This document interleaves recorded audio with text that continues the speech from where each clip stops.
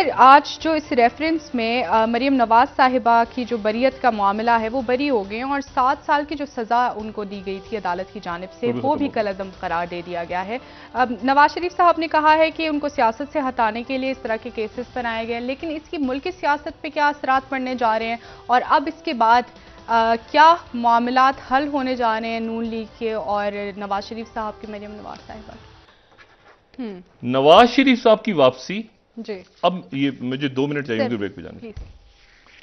नवाज शरीफ साहब की वापसी तय नहीं थी और तय नहीं है, जैसे सागदार की वापसी। वो खुद आए हैं, अल्लाह के सारे आए हैं, अच्छा जी बड़ा अच्छा है, मुझसे पूछते मैं कहता ना आए। अब नवाज शरीफ साहब की वापसी की जो तारीख है गालिबन वो कोई 20 नवंबर बता रहा है, कोई पहले बता रहा है, क्या बता। उसके 2-3 पहलू हैं। पहला पहलू तो यह है कि शहबाज शरीफ, 2 चीजें हैं, जरदारी साहब और शहबाज शरीफ साहब। इसके ऊपर कोई बहस ना करे मेरे साथ, इनमें से तो कोई बहस ना करे। जरदारी साहब ने शहबाज शरीफ साहब को बनाया जी, और जरदारी साहब दरमियान में इरिटेट हो गए। लफ्ज इरिटेट हो गए।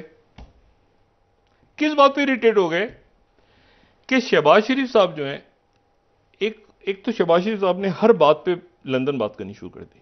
तो जरदारी साहब ने एक खास, ये बात मैं आपसे बता रहा हूं मई जून की, तो जरदारी साहब ने कहा कि 1 मिनट ठहर जाओ यार, ये इसको मैंने क्या बनाया है, ये तो लंदन बात करता है।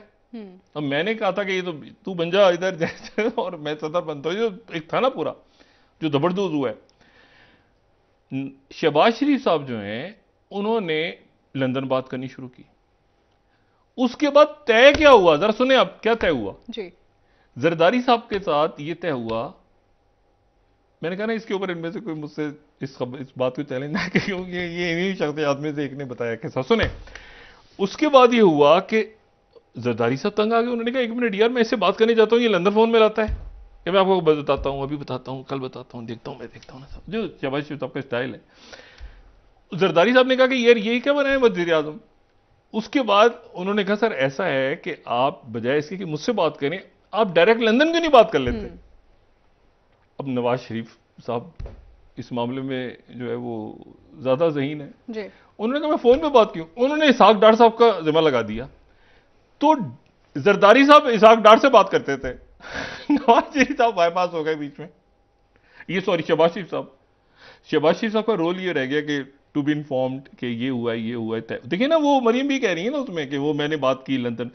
अब हुआ ये, वो इसाक डार, तो डार साहब जो हैं वो आ गए जनाब, वो इनकी मौजूदगी में डिफेक्टो बन गए। अभी नहीं बने, अब ये अभी नहीं बने हैं, अभी तो वापस आए हैं ना वो, उनके तो कदमे मुबारक अभी आए हैं।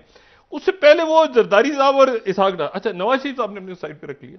नवाज साहब का स्टाइल ये ना, क्या कौन कैसे हो रहा है, क्या हो रहा है, वो उनका स्टाइल है। अच्छा जरदारी साहब कौन, अच्छा बात थी, अच्छा, तो उन्होंने इनको लगा दिया इसाक डार का मतलब है नवाज शरीफ। अब जनाब जरदारी साहब ये सोच रहे हैं कि 1 मिनट, प्लान ये था जी, इनमें से कहेगा कोई नहीं, प्लान ये था कि नवाज शरीफ को रखना है बाहर और शहबाज शरीफ बनेंगे सदर, सॉरी वजीर आजम, जरदारी साहब बनेंगे सदर। अब किस्सा ये है कि मरियम हो गई है एल सुने, और नवाज शरीफ साहब आने वापस जी। तो एक तो आ गई वो मुसीबत डिफेक्टो वजीर आजम, और अब एक आ रहा है दिलों का वजीर आजम जी। ये पूरा का अच्छा, जो बात थी, जो तय था मामला, ये नहीं जो कह सकते हैं जो तय था, वो ये था कि तहरीक-ए-अदम-ए-इत्तेमाद के बाद आपने खुदाफिज हो जाना है सबने जी, जाना है इलेक्शन की तरफ, जाना है, इंतखाबात होने हैं, मतलब इलेक्शन की तरफ। ये तहरीक-ए-अदम-ए-इत्तेमाद और ये सारा जो आईनी और कानूनी मामला था ना जी, ये आईनी और कानूनी मामला जब न्यूट्रल होने वाली बात हुई तो सिस्टम न्यूट्रल हो गया। वो आईनी और कानूनी मामला, जो इमरान खान नाराज भी हुए कि आप न्यूट्रल क्यों हो गए, आपको तो हक और सच के था, वो जो भी था ना वो उसकी लाइन थी जी। उसके बाद जो कुछ हो रहा है ये खुद हो रहा है सर। नहीं वो ये पता किस तरह हो रहा है जी, कि मैं परेशान हो गया कि क्या मुसीबत है। मैं 1 मिनट सर, ये टेप आ गई दूसरी, शुक्र है खुदा, मतलब ये डेट ये नहीं होता। ये इमरान खान का क्या कहने का, वो सर 1 मिनट सर, ये देखे ना, ये है ना ऑडियो टेप, शुक्र है बैठ गया और भागने के, मतलब ये इस तरह की। अच्छा, इसके नतीजे में बात वही आ गई। ये तो देखे ना, ये तो मैंने आपसे कहा कि पॉलिटिकली, ये पॉलिटिकल अगर मोटिवेटेड ना होता तो ये 400 केसेस खुलते हैं। ठीक इस है, रेफरेंस के अलावा। हाँ हाँ, ये पूरी वो सुने। और हीरो वाला किस्सा, वो हीरे चुन के लाओ जीआईटी में, माशाल्लाह। अच्छा, वो हीरे भी गायब हैं कहीं। मैंने कहा ना, यहां सब गायब, वो करके वो ना, तो जेआईटी थी ना, उनका काम तो सिर्फ रिपोर्ट वो बनाना था, फिर हकाइक नहीं नहीं, रिपोर्ट बना के उसी रिपोर्ट को तो फिर, उसी रिपोर्ट को तो इन्होंने लेके तो फिर पेश कर दिया, उसी पे तो फिर फैसला हो गया। ये दिमाग खराब होगा इसको। करते हैं सर, ब्रेक ले लेते हैं। नहीं, मैं आपको जो बात है ना वो ये बता रहा हूं कि अब दिलों के वजीर आजम अगर ये उस प्लान का हिस्सा नहीं है जो जिसके तहत ये सिस्टम बना था। इस सिस्टम के तहत नवाज शरीफ साहब ने बाहर रहना था, शहबाज शरीफ साहब ने वजीर आजम रहना था, उधर भी शहबाज शरीफ साहब काबिल कबूल एडमिनिस्ट्रेटर, ये वो सारा जी। नवाज शरीफ साहब नहीं थे उसमें, अभी भी नहीं है, इसहाक डार भी नहीं है, पहले भी नहीं थे। ठीक। सिस्टम वहां आके अपनी न्यूट्रलिटी दिखा के पीछे हट गया। ये आगे जो कुछ हो रहा है ना, ये अपनी मर्जी से हो मैंने आपसे कल कहा ना कि मैं पिछले 22 सालों में 50 दफा कोटेकना केस जरदारी साहब पे खत्म हुआ है जी, और फिर निकल आता है कहीं से कब्र में से, वो फिर निकल के आ जाता है। वो कोटेकना आपको पता है कब का? वो पिछले पहले वाली जो हुकूमत थी उनकी 88, कोटेकना उस वक्त का है ये, 88 के दौर जी। एक तो ये है कि इस केस, बल्कि 3 चीजें मैं ऐड करूंगा इस केस के दौरान। 3 चीजें ऐसी हैं जो तकलीफ दे हैं इसके कानूनी पहलू से हटके। पहली चीज तो यह है कि इस दौरान कुलसूम नवाज साहिबा का इंतकाल हुआ, और कुलसूम नवाज साहिबा का जब इंतकाल हुआ तो वो एक ऐसा मामला था कि जहां पे ये बहस छिड़ी कि क्या कुलसूम नवाज साहिबा बीमार हैं या नहीं है। और कुलसूम नवाज साहिबा जो हैं वो कोई भी पेशेंट जो होता है वो अपने आप को हमेशा यानी शो करते हैं कि हम ठीक हैं, अल्लाह ताला सबको सेहत दे। अब देखें जो यास्मीन राशिद साहब हैं वो अल्लाह ताला उन्हें सेहत दे, लेकिन वो कितना अपने आप को फ्रेश है। तो कुलसूम नवाज साहिबा को ये जो लिम्फोमा था, इसमें वो जाहिर है कि वो देखने में तो अपने आप को इंसान अच्छा ही, ये अल्लाह ताला सेहत दे इनको भी। जहांगीर तरीन साहब कैंसर सर्वाइवर, ये शहबाज शरीफ कैंसर सर्वाइवर, शहबाज शरीफ कैंसर सर्वाइवर हैं। ये जो है अपना नवाज शरीफ साहब ओपन हार्ट सर्जरी, बाकी मामला छोड़ दें, ओपन हार्ट सर्जरी खराब हुई यानी वो बिगड़ गई है बीच में, यानी वो बीच में एंजियोग्राफी या मेरे ख्याल से एंजियोप्लास्टी के लिए ओपन हार्ट को सर्जरी करनी पड़ गई, यानी वो बाकी मामला अलग हैं। ये जो बीमारियां हैं, जो वाकई बीमारियां हैं जो नहीं है, अब वो शो करते हैं अपने आप को शहबाज शरीफ साहब के मैं ठीक हूं तो करना। लेकिन अगर आप ये कहें कि उनको हुआ ही नहीं है, वो कलेक्टोमी उनकी वो कैंसर से नहीं, वो ये तो बिल्कुल फजूल बात होगी। या भी कहें कि मरीम नवाज साहबा, सॉरी इनको कुलसूम बारा, तो एक तो वो तकलीफ दे इसका पहलू था। दूसरा जो था वो ये था कि जो मेरा ख्याल है कि शायद ज्यादा पिंच करता है मरीम नवाज साहबा की जो लहजे में तलखी है, ये नवाज शरीफ साहब की जो तलखी है लहजे में, वो ये पिंच करता है कि शायद जो मरीम नवाज साहबा की गिरफ्तारी हुई नवाज शरीफ साहब के सामने, वो उसकी भी कोई मतलब एक अजीब व गरीब चीज थी कि उनके सामने गिरफ्तार करो। और अच्छा, और तीसरा मेरा ख्याल है वो फैक्टर था जो सबसे ज्यादा इन सब में सबसे ज्यादा संगीन है, और वो ये है कि जो मरीम नवाज साहबा के जो पॉलिटिकल व्यूज हैं और उनका जो अंदाज है सियासत का, और वो उससे मैं कोई उनके साथ जो है वो पॉलिटिकली यानी शुमाल जनूब दाएं बाएं बहुत सारी चीजों पे इत्तेफाक बहुत। ये जो उनको नुकता नजर है ना कि कैमरे लगे हुए थे जब वो जेल में थी, तो कैमरे थे।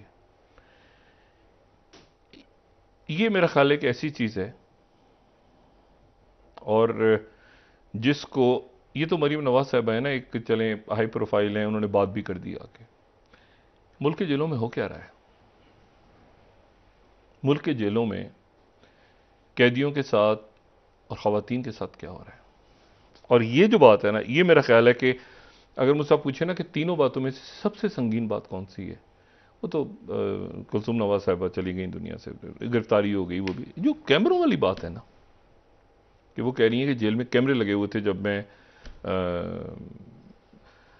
अपने कोई जाती काम कर रही होती थी तो कैमरे, वो क्या चक्कर था, उसकी एक प्रॉपर थॉरो इन्वेस्टिगेशन होनी चाहिए। और उसकी इन्वेस्टिगेशन जो है, ये जो कल एक कमेटी ने कमेटी बना दी ना, ये तो इसको तो ऐसे रखे ना साइड। ओहो खुदा की पनाह, कमेटी का इजलास हुआ, कमेटी ने कमेटी बना दी। ये तो मट्टी पाव है ना क्या भाई, ये और लीक्स आ रही हैं नहीं आ रही, क्या हो रहा है। तो कमेटी ने कमेटी बना दी। दूसरी कमाल की एक और बात भी कल हुई है कि राना सनाउल्लाह साहब की जेर सदारत एक आला इख्तियारती कमेटी बनी है जो कानूनी, अभी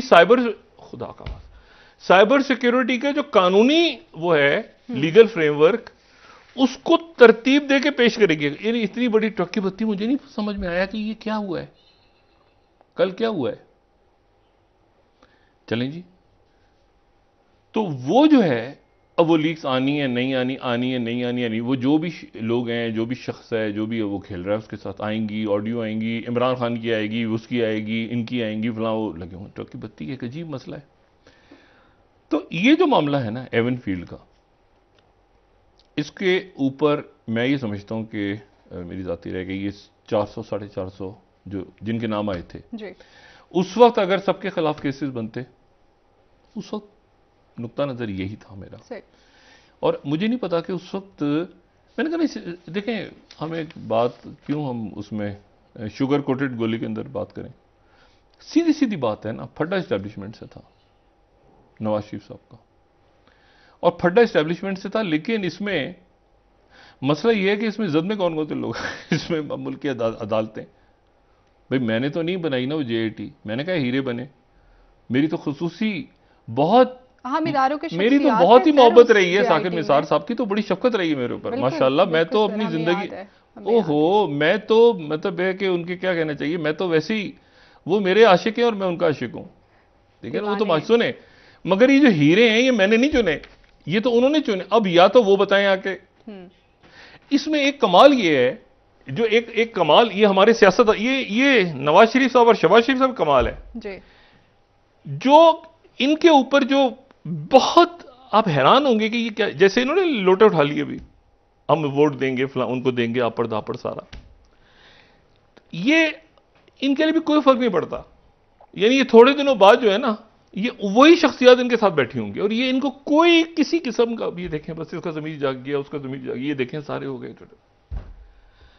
अच्छा, अब इसमें दूसरा कलर भी एक, ये जो कुछ हो रहा है ये फजा में हो रहा है, ये जो कुछ हो रहा है ना ये फजा में हो रहा है।